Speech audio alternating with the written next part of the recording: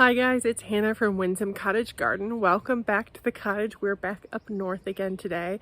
It is actually a beautiful Sunday where it's lovely and cool. It's about 65, which is really nice compared to how hot it's been back in the city. And today I'm just doing a couple of random things that I thought I'd bring you along. I should have probably picked up the camera yesterday because we got some plants planted. Our plant hoard up here has been drastically reduced. If we happen to be in areas where I've popped some things, I can show you where things ended up and we can kind of track their progress. But I did want to show you a couple of things first before I get started on my first project. It's going to be a hodgepodge today. We'll just see how many items I can get checked off my list today, and I'll bring you along as we kind of get into the swing of spring with projects here. I do want to show you where a couple of the plants ended up. We are in the front bed right now, and you can see that these pots have already started stooling out a little bit, still looking oh so pretty. And over here, we actually planted two items from our plant hoard, a hellebore and the shade bleeding heart, which is really nice. That'll help fill in this area. We got the leaves up. We have a couple things, like there should be a painted fern coming back, and there's a couple areas of toad lilies that'll eventually come out, which should be nice. That'll really fill this area. It's going to get mulched soon. This hellebore, we just bought at Trader Joe's. I don't know what the name is. It was a variety mix, but this one happens to be the exact same as this guy that we planted right here. And I think it'll be good. This rhododendron will get about 4 feet tall and wide, so it'll kind of just brush the hellebore. That'll be something really nice to flank the front entrance. This bed is in the process of getting its leaves off. As you can see, we have some hosta coming up. The ferns are just looking so good. I always love when they come in. We planted another one of the hellebores right here. One of the projects that my dad is going to be working on, but I'll probably help and document a little bit, is actually this willow. So this willow was actually in my house when I moved in. It was in a place that was way too small for it. So it was taking up so much room. I didn't want it. We dug it up. My dad stuck it here, and it's been okay. If you can see the variegation in here, it is really pretty with its new growth. We're going to give it a pretty hefty pruning, which it should do well. And we're actually going to attempt to move it because it's too big for this space. So that's something my dad's going to be working on a little bit. We'll see if it will survive. I think it'll do well. I have a beautiful ginger wine 9 bark, just like this is the reason I actually planted one in my yard, because I love the new growth. And things are just filling in. We did have some sad winter burn. This is a laurel. There's some life left in it. We're hoping we can save it. I wanted to just point out a couple of things in this area. I'm not going to do like a full tour, but yesterday I did a lot of work in here where we actually moved some stuff around. So that back here is the yellow baptisia. That was part of our plant hoard that we've added there. That'll get 2 to 3 feet tall and wide, which will be a really pretty accent there in the spring. We also, right where it was actually were these 3 little primrose. So I moved them here closer to the path that I think will really be able to see and enjoy them more. The other thing we moved is, I don't know if you can see them, we had some Virginia bluebells in another spot that we're going to actually need to drive over with the 4-wheeler in order to get to this variegated willow. So they needed to move. They found their new home. All our peonies got stacked up. I've got a catch fly here that only really came up 1 or 2 little bits, but I hope that it takes care of itself. We had a lot of strange winter damage. We're going to give this a little more time, but I'm not sure how well it will bloom this year. Our sweet woodruff is beginning to go. It'll be glorious in just a little bit. What's really interesting is this whole spread of sweet woodruff started with 1 little pot right here, and it's just gone everywhere. Which, the one downside about sweet woodruff is its seeds are a little like burr-like things. So if you have dogs, you want to keep it out because it can create such a mess. But I think it's worth it for these beautiful little clusters of flowers that are just magical. I moved these little guys. These were accidentally planted in the middle of that clump of daffodils. They were planted right here and we moved them. This is where the bluebells were, and this is where the four-wheeler has to come through. The other things I planted, we had this hosta in a pot that just needed to get in the ground, so it did.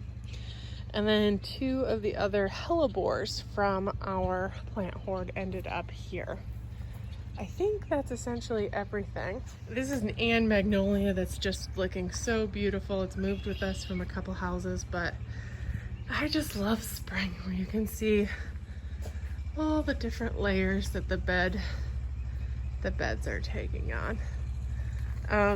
Projects today, I'm actually going to be trying a rejuvenation prune on some rugosas right there.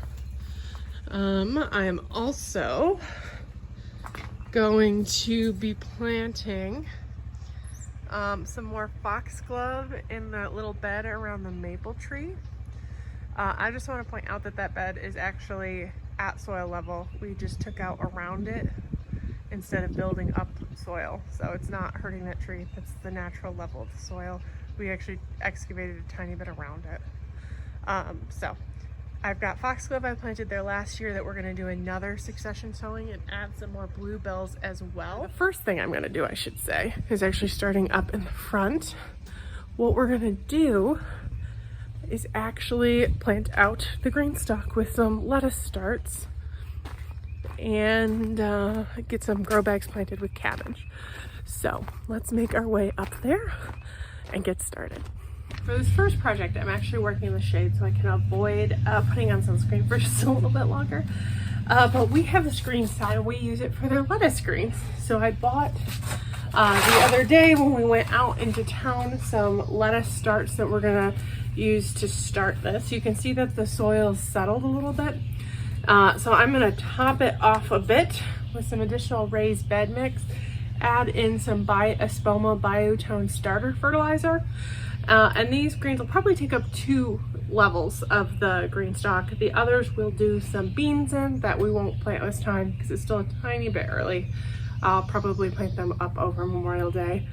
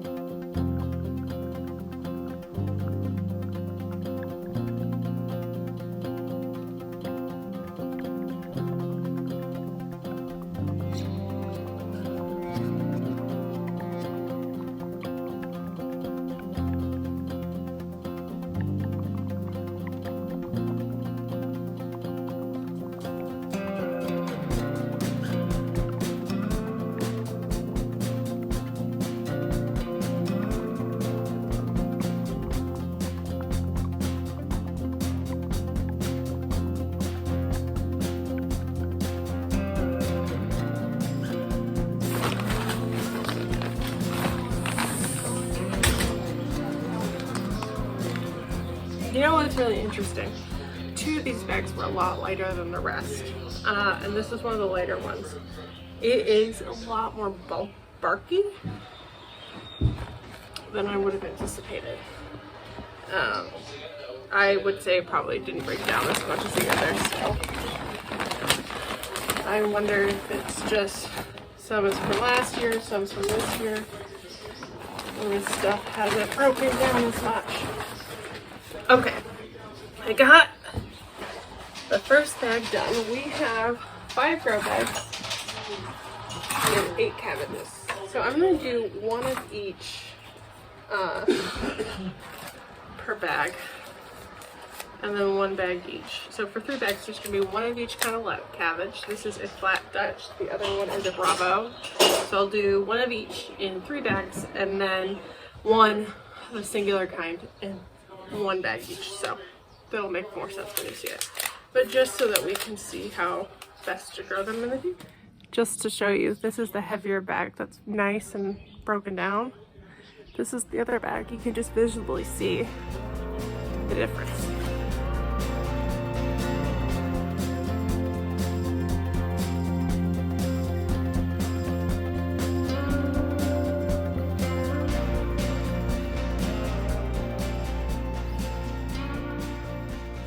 We're going through the house carefully.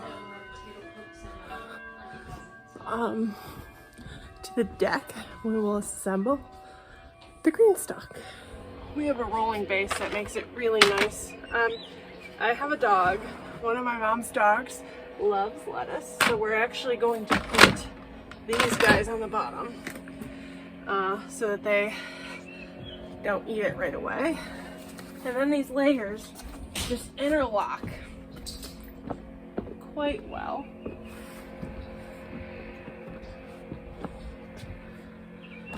There we go, they locked in. It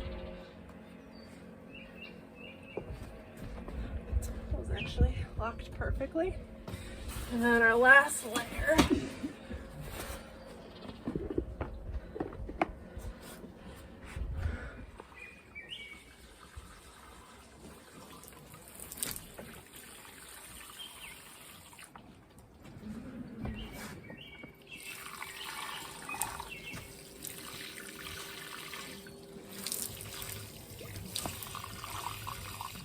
So you can see I've got a new stylish accessory to help with the sun. I'm gonna actually probably put some sunscreen on.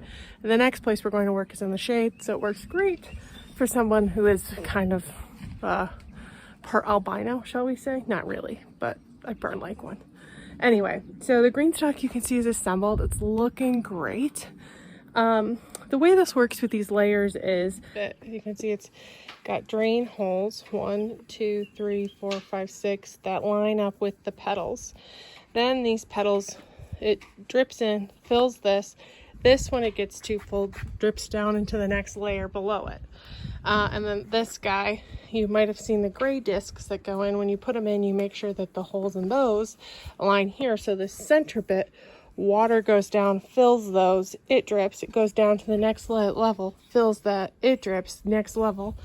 And then eventually it's got a spout that any extra comes in. You don't really need to overhead water like I did when I put these in, except for maybe the first time. So I did that because these lettuce also were a little bit dry. I'm probably going to give them one more shot. Sean, as you can see, is actually top dressing the cabbage so we don't get any bounce back from the dirt as it rains. It'll help keep the cabbage looking better. The next area that we're going to go do is actually the bed at the bottom, where we're going to put some Foxglove that I started from seed. That is right there. It's going to go down. Half of them are going to go here, the other half are going to my house, and then we're also going to put some bluebells in there. Here's another view of Anne in all her glory, and that's where we're going to go, right under the maple tree. Okay, so we made it down to the bottom of the yard. There's a beautiful breeze, which makes this quite pleasant. You can see the cottage back up there. I am going to start by weeding this bed. You can see this bed has had some of the foxglove come back fairly well that I planted last year. You can also see that there is weeds. This whole area didn't have a really great turnout in terms of returning this year.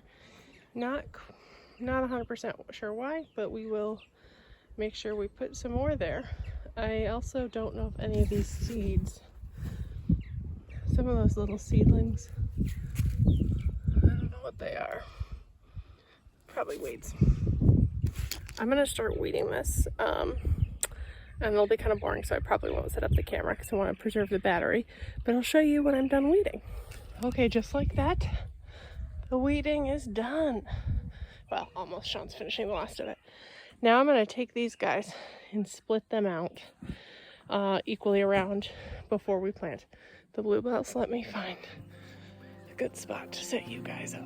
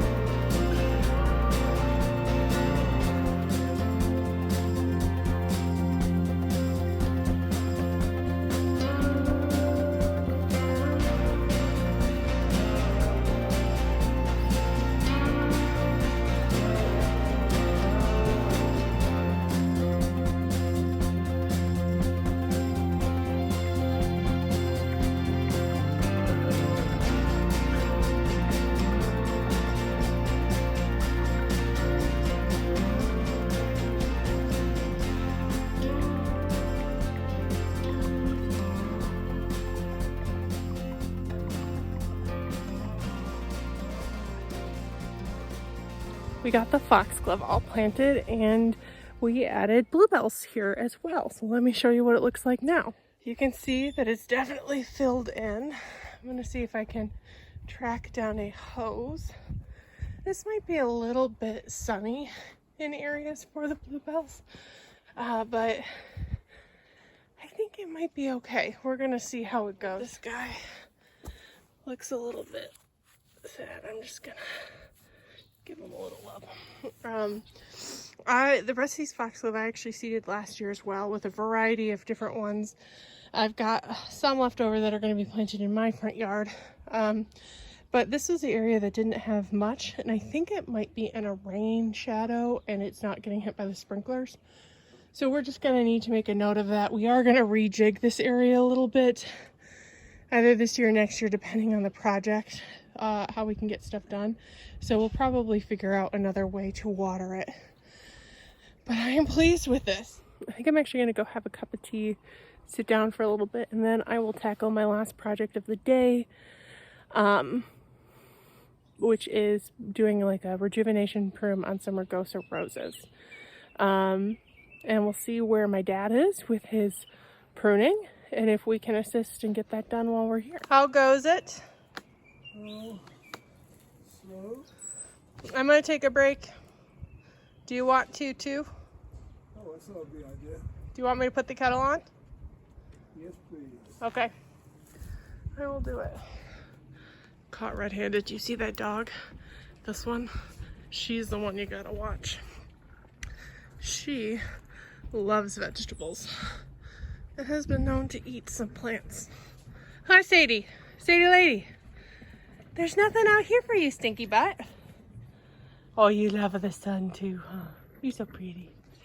She looks just like my Maisie, and that's actually her daughter, Echo, who's also cute. Tea has been enjoyed, and we are back outside, and I am tackling my last to-do of the day before we drive back to the city tonight, which is to do a rejuvenation prune on some Rosa Rugosa roses that we have. Let me show you what they look like now because they look a little bit sad. So there's actually 3 of them here, and the space is probably a little small for them.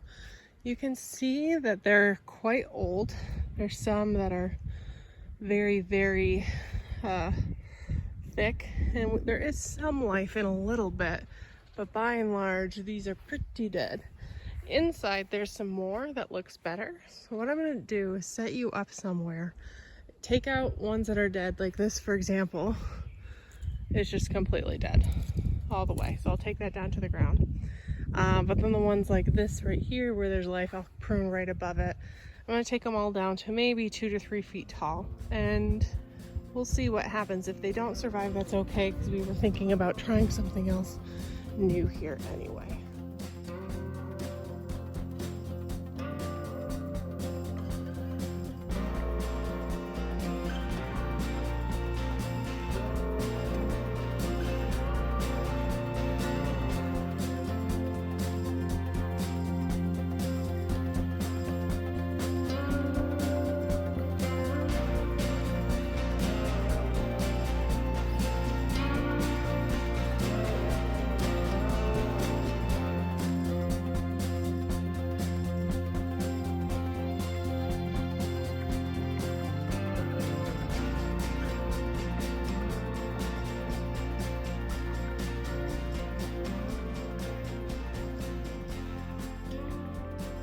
So I'm all done, and they look very, very, very, very, very sad.